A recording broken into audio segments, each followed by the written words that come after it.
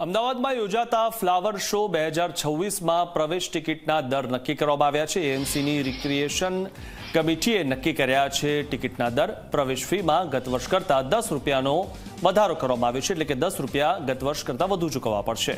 12 વર્ષથી ઉપરના મુલાકાતીઓ માટે 80 રૂપિયા પ્રવેશ ફી નક્કી કરવામાં આવી છે। સોમવારથી શુક્રવાર 80 તો શનિવારે અને રવિવારે 100 રૂપિયા પ્રવેશ ફી નક્કી કરવામાં આવી છે। 12 વર્ષ અને તેથી નીચેની ઉંમરના બાળકો માટે પ્રવેશ ફ્રી છે।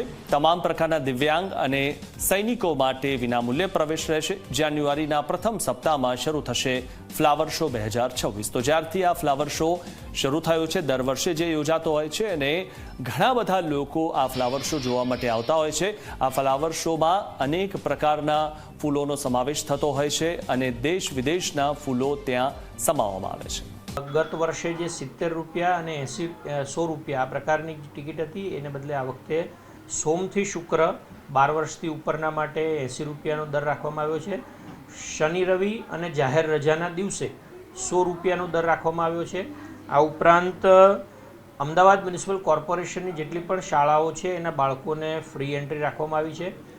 એએમસી સિવાયના જે સ્કૂલો છે એના બાળકો માટે સોમથી શુક્રવાર સવારે 9 થી 1 દરમિયાન 10 રૂપિયાની ટિકિટ રાખવામાં આવી છે। પ્રાઇમ સ્લોટ જે ગત વર્ષે આપણે ઇન્ટ્રોડ્યુસ કર્યો હતો એને આ વખતે યથાવત રાખ્યો છે।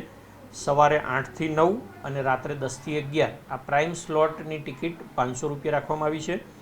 12 વર્ષ કે તેનાથી નીચેના બાળકો એની એન્ટ્રી ફ્રી છે। આ ઉપરાંત તમામ પ્રકારના દિવ્યાંગ લોકો અને સૈનિકો માટે એમનું જે ઓળખપત્ર બતાવી અને એમને એન્ટ્રી એમની ફ્રી રાખવામાં આવી છે।